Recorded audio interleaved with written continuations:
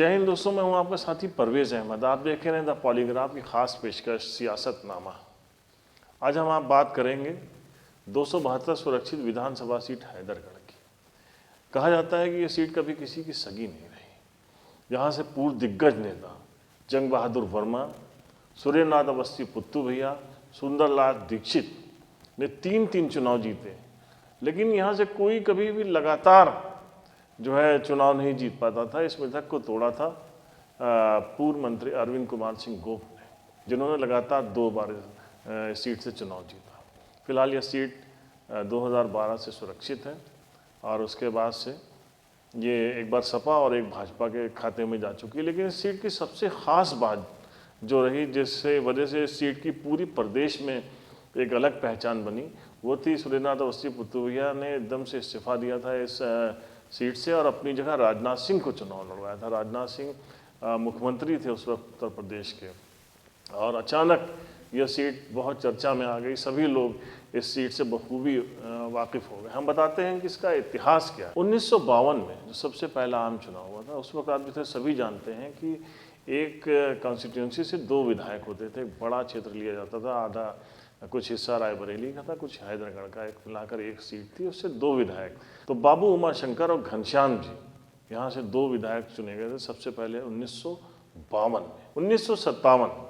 1957 में यहाँ socialist party का प्रभाव बहुत कस के बढ़ चुका था। बाबू राम सेवक यादव जी का उदय हो चुका था, उनका प्रभाव था सीटों पे। तो यहाँ पे 2 प्रत्याशी जो थे, जंग बहादुर वर्मा, बड़े कद्दावर नेता साबित हुए यहाँ के, जंग बहादुर वर्मा और बजरंगी बिहारी, इन 2 लोगों ने जो है सीट पे चुनाव जीता और विधायक चुने गए।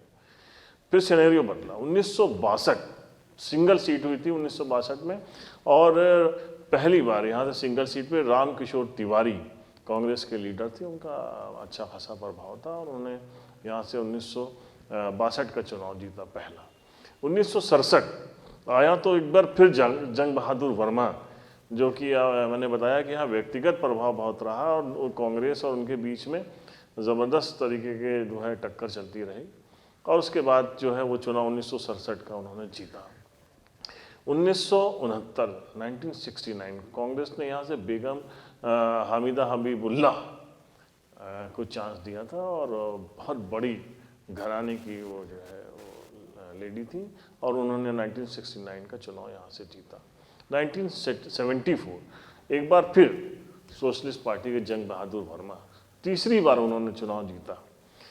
तो जैसे मैं बताता आ रहा हूँ कि पलटवार यहाँ पे होता रहा है, यहाँ की राजनीति में जो है पलटवार होता रहा। 1977 एक नेता का उदय हुआ यहाँ पे, सुंदरलाल दीक्षित, और इंडिपेंडेंट चुनाव लड़े और 1977 का चुनाव उन्होंने इंडिपेंडेंट जीत लिया। 1980 में एक बार फिर कांग्रेस की सीट पर वापसी होती है, और श्यामलाल वाजपेयी जी बहुत बड़े कांग्रेस के नेता थे, उन्होंने यहाँ से चुनाव लड़ा और वो चुनाव जीते।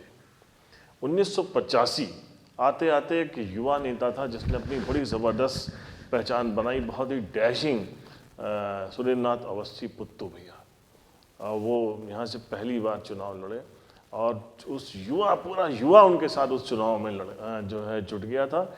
बहुत ही ज़बरदस्त तरीके की उनकी पहचान हुई। इन्होंने बहुत मेहनत भी की इस कॉन्स्टिट्यूंसी में, लेकिन फिर इस सीट पे जो 1989 का था, उनके जो घोर विरोधी थे सुंदरलाल दीक्षित साहब, उस वक्त वो चुनाव जीत गया।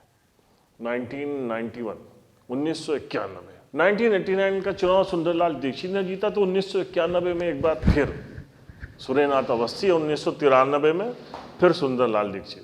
मतलब एक यहाँ फेमस हो गया था कि कोई यहाँ से चुनाव लगातार 2 बार नहीं जीत सकता। दोनों जनप्रिय नेता थे, सुंदरलाल दीक्षित और सुरेंद्रनाथ अवस्थी, दोनों को यहाँ की जनता बहुत चाहती थी, लेकिन वो हो नहीं पा रहा था। तो 1997 में सुरेंद्रनाथ अवस्थी एक बार फिर यहाँ से जो है MLA चुने गए, और उन्होंने 2001 में एकदम एक नाटकीय घटनाक्रम हुआ। रातों रात उन्होंने यहाँ से इस्तीफा दिया और अपनी ये सीट छोड़ दी जो है प्रदेश के जो उस वक्त के मुख्यमंत्री थे राजनाथ सिंह के लिए, क्योंकि राजनाथ सिंह तब तक चुनाव नहीं लड़े थे। इस सीट से राजनाथ सिंह मुख्यमंत्री हुए, चुनाव जीते। 2002 का जो चुनाव हुआ उसमें राजनाथ सिंह यहाँ से दोबारा चुने गए। उनके मुकाबले एक छात्र राजनीति, लखनऊ यूनिवर्सिटी के छात्र राजनीति से एक युवा नेता आया जो वहाँ का अध्यक्ष चुना जा चुका था।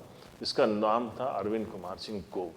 अरविंद सिंह गोप की भी बड़ी अजीब परिस्थितियों में जो है उनको यहाँ से टिकट दिया गया था उस वक्त, क्योंकि उनको टिकट दिलाया था बेनी प्रसाद वर्मा ने ही। लेकिन बेनी प्रसाद वर्मा जो उस वक्त के बहुत बड़े नेता थे, और उनका मतलब उन्होंने सोचा भी नहीं था कि अरविंद सिंह गोप आगे चल के यहाँ से यहाँ की राजनीति में छा जाएंगे, क्योंकि अरविंद सिंह गोप उस वक्त चुनाव लड़े, मुख्यमंत्री के मुकाबले वो हार गए चुनाव। लेकिन उन्होंने बहुत अच्छे मत यहाँ से प्राप्त करे और अपनी एक पोजीशन बना ली।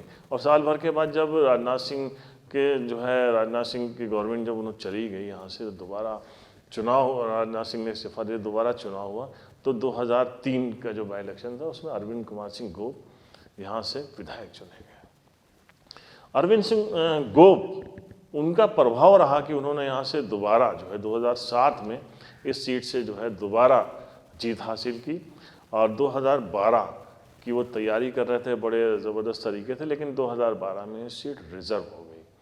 और रिज़र्व हो गई यहाँ से जो है पूर्व सांसद राम सागर रावत, जिनका इस क्षेत्र का काफ़ी प्रभाव था, उनके बेटे रामगन रावत इस क्षेत्र से चुनाव लड़े और वो विजय हुए। 2017 की जो आंधी थी बीजेपी की, उसमें ये सीट नहीं बची और बैजनाथ रावत जो है वो यहाँ से एमएलए चुने गए। 2022 का चुनाव दस्तक दे चुका है।